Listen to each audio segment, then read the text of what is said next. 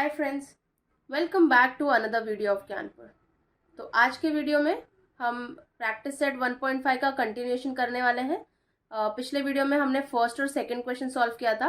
अब इस वीडियो में let's start with the third and see how many questions we can solve. Let's go ahead.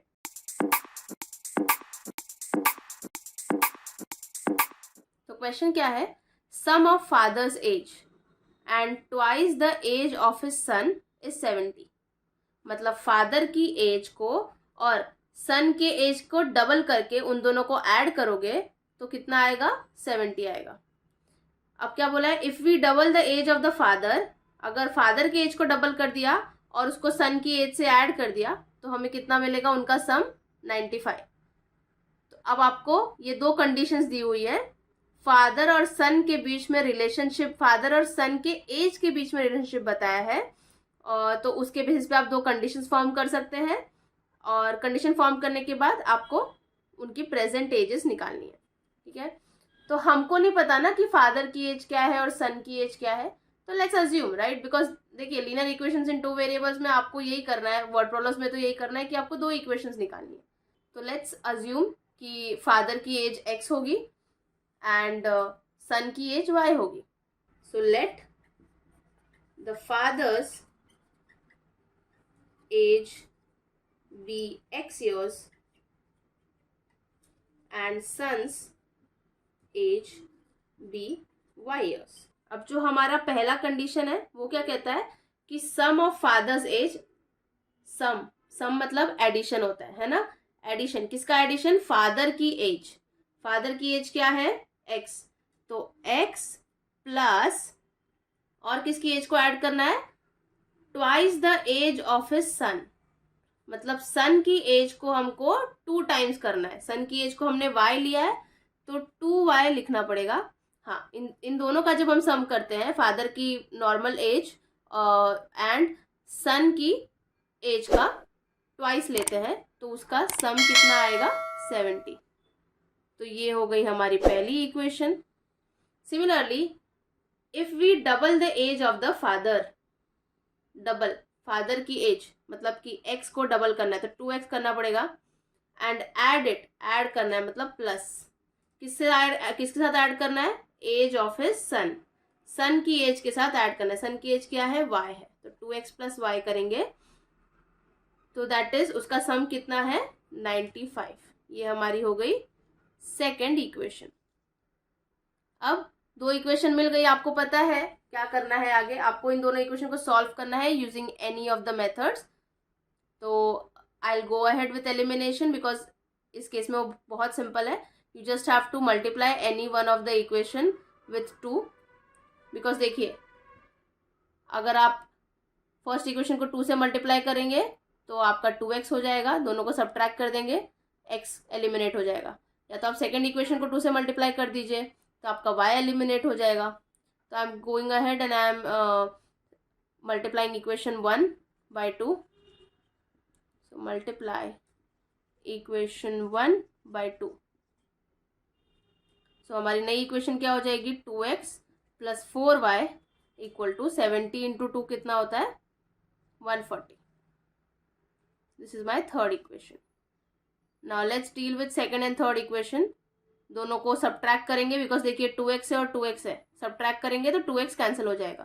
तो subtracting 2 and 3, तो 2x मैं एक काम करती हूँ, मैं लिख के आपको दिखा देती हूँ क्योंकि साइन चेंज होता है ना सब्ट्रैक्शन में। So it's important that you change the sign. तो 2x यहाँ पे 4y equal to 140। So minus minus minus, तो 2x minus 2x cancel, y minus 4y।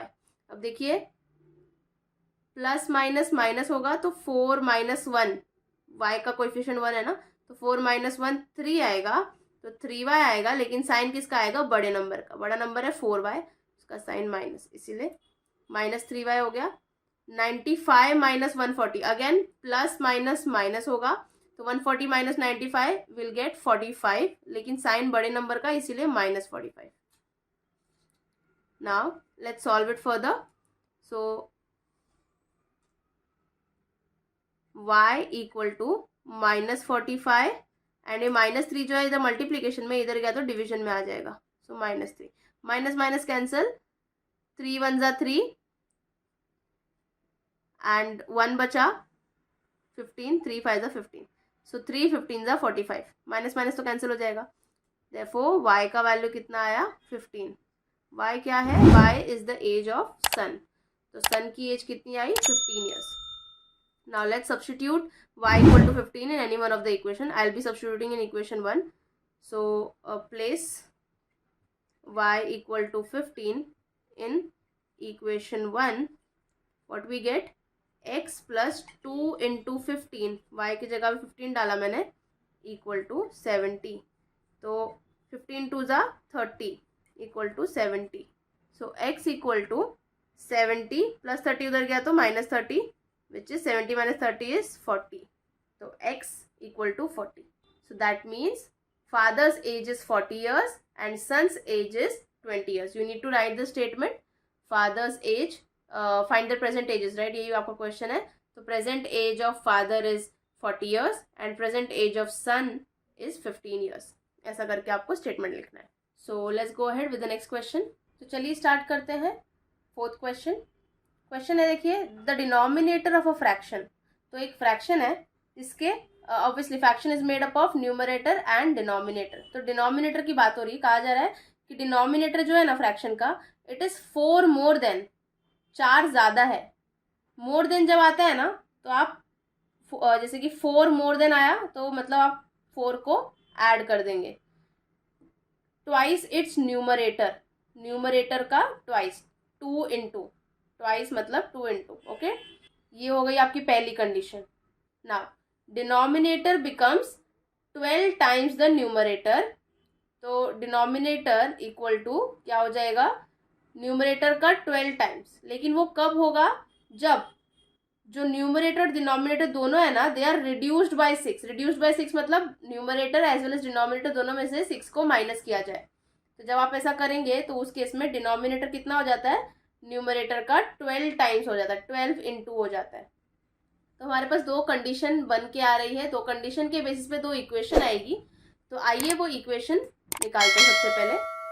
तो as you can see, as per the first condition, denominator. अच्छा, वो करने से पहले अब हमको मालूम है यहाँ पे 2 चीजें हैं, न्यूमरेटर और डिनोमिनेटर, है ना. अगर आप न्यूमरेटर और डिनोमिनेटर निकाल लो तो आप फ्रैक्शन निकाल सकते हो. जस्ट न्यूमरेटर को ऊपर लिखो, अपॉन करके डिनोमिनेटर लिखो, है ना, तो आपकी फ्रैक्शन आ जाएगी. लेकिन सबसे पहले इंपॉर्टेंट है कि आप न्यूमरेटर और डिनोमिनेटर निकालो. तो हमको नहीं मालूम ना what is numerator and denominator. So let us assume the numerator as x and denominator as y. So let the numerator be x and denominator be y. Therefore हमारी फ्रैक्शन क्या हो जाएगी, हमारा फ्रैक्शन जो होगा, fraction equal to x upon y हो जाएगा, because x is numerator and y is denominator. तो आइए अब कंडीशंस लिखते हैं. डिनोमिनेटर ऑफ अ फ्रैक्शन, किसकी बात हो रही है, डिनोमिनेटर की. Denominator is y. जो y है, डिनोमिनेटर है जो फ्रैक्शन का, इट इज 4 मोर देन, 4 ज्यादा है. तो मतलब 4 प्लस फ्रैक्शन इज न, denominator of a fraction is आ गया, मतलब डिनोमिनेटर इज y, इज मतलब equal to 4 more than. 4 more than मतलब 4 प्लस. तो 4 प्लस लिख दिया. यहाँ तक मैंने लिख लिया, जहाँ तक सेंटेंसेस को मैंने कंडीशन या इक्वेशन में कन्वर्ट कर लिया. अब आगे है ट्वाइस इट्स न्यूमरेटर. ट्वाइस मतलब 2 इंटू न्यूमरेटर क्या है, न्यूमरेटर मेरा x है, तो 2x. y equal to 4 plus 2x. इसको थोड़ा सिंप्लीफाई करके लिखूंगी तो कैसा हो जाएगा, 2x है इधर, y इधर गया तो -y हो गया, और 4 को मैं इधर भेज देती हूँ तो -4 हो जाएगा, बराबर. तो 2x, मैं आपको पहले इधर ही लिख के दिखाती हूँ तो आप लोग कंफ्यूज जाओगे. इधर कुछ भी नहीं है तो 0 बचा, y उधर चला गया, तो 4 प्लस 2x माइनस y हो गया, बराबर. y इधर गया तो -y. अब मैं 2x माइनस वाई को इधर रख रही हूँ, 4 को इधर भेज रही हूँ, तो 2x minus y equal to -4. समझ आया. अब मैं इसको थोड़ा और अलग अरेंज करके लिख सकती हूँ. तो 2x minus y equal to -4, मैं ऐसा लिख देती हूँ। तो ये हो गई मेरी पहली इक्वेशन। अब सिमिलरली मुझे दूसरी इक्वेशन निकालनी है based upon the second condition. So this is my as per first condition, as per first condition. Now as per second condition,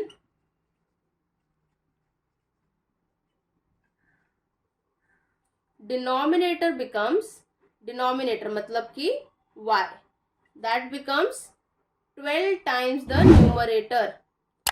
Denominator will be 12 times the numerator, 12 times the numerator. लेकिन वो कब होगा? जब both the numerator and denominator, if both the numerator and denominator are reduced by 6, अगर numerator में से भी और न्यूमरेटर में से भी और डिनोमिनेटर में से भी आप 6 माइनस करो तभी हम ये कंडीशन लिख सकते हैं। तो ओके, तो y is actually we need to write it as y minus 6। Similarly x को भी लिखना पड़ेगा x माइनस 6, क्योंकि उन्होंने बोला है कि denominator will be 12 times the numerator only if 6 is reduced from both the numerator and denominator. अगर न्यूमरेटर डिनोमिनेटर रिड्यूस्ड बाय 6 मतलब उनमें से 6 माइनस हो जा रहा है। तो this is my second equation. इसको थोड़ा सिंप्लीफाई करती हूँ। तो y minus 6 equal to 12x minus 12 6 72.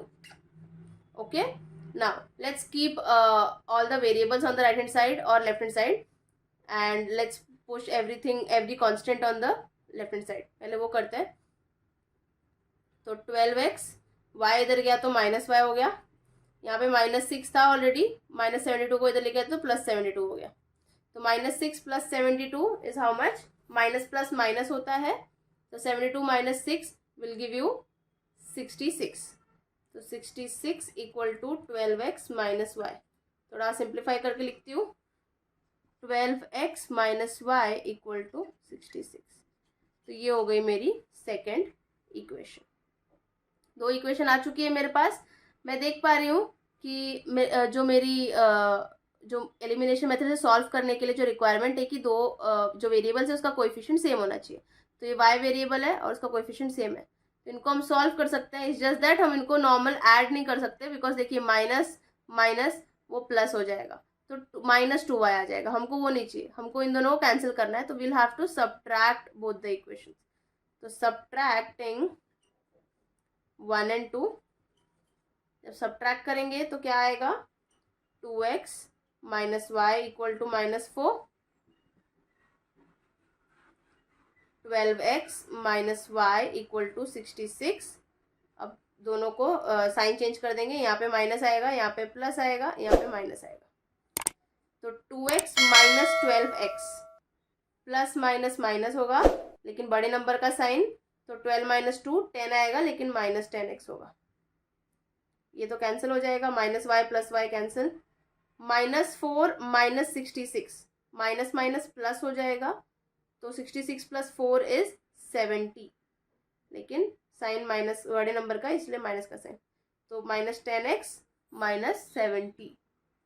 Okay, now let's solve it further.